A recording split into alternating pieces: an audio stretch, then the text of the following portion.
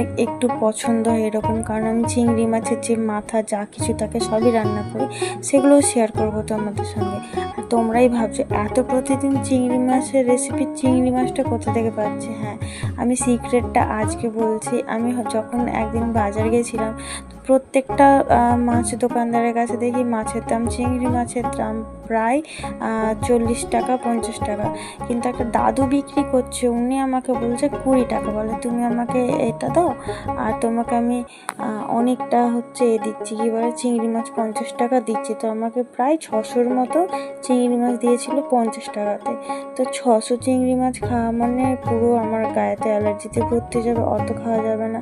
তো তোমাদের সঙ্গে রেসিপি শেয়ার করার জন্য একটু একটু করে আমি রোজই বের করে রান্না করি। এর মধ্যে একদিন ছোটো আনা হয়েছিল, আর এই দেখো পুঁই শাকটা আনা হয়েছিল। এই একটা সুন্দর রেসিপি, মানে ফোন স্ক্রল করতে করতে কি হয় মাথায় এই ভীমরতি ঢুকে যায়, নতুন কোনো খাবারের আইটেম দেখলে মনে হয় যে আমিও করি।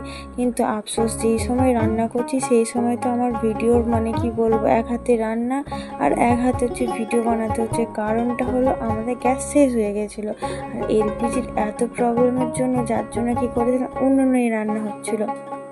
তো যাই হোক, এখানে যেমন সবটাই তোমরা দেখতে পাচ্ছ, মশলা টশলা সবটাই আমি এখানে দিয়ে রান্না করেছিলাম।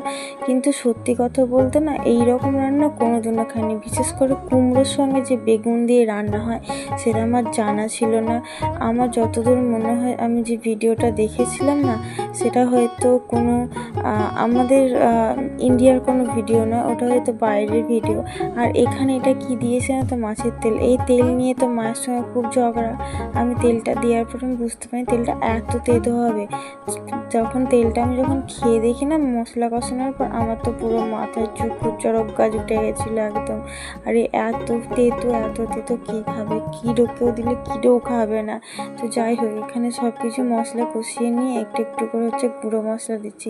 এখন না গুঁড়ো মশলার থেকে বেশি আমাদের এই মশলাটা, মানে কাশ্মীরি লঙ্কা গুঁড়ো একটু ইউজ করা হয়। দিদি আমাকে দিয়েছে, বলছে তুই রান্নার ভিডিও করিস, মা করে, তাহলে এক কাজ কর, কাশ্মীরি লঙ্কা গুঁড়োটা নিয়ে যাস।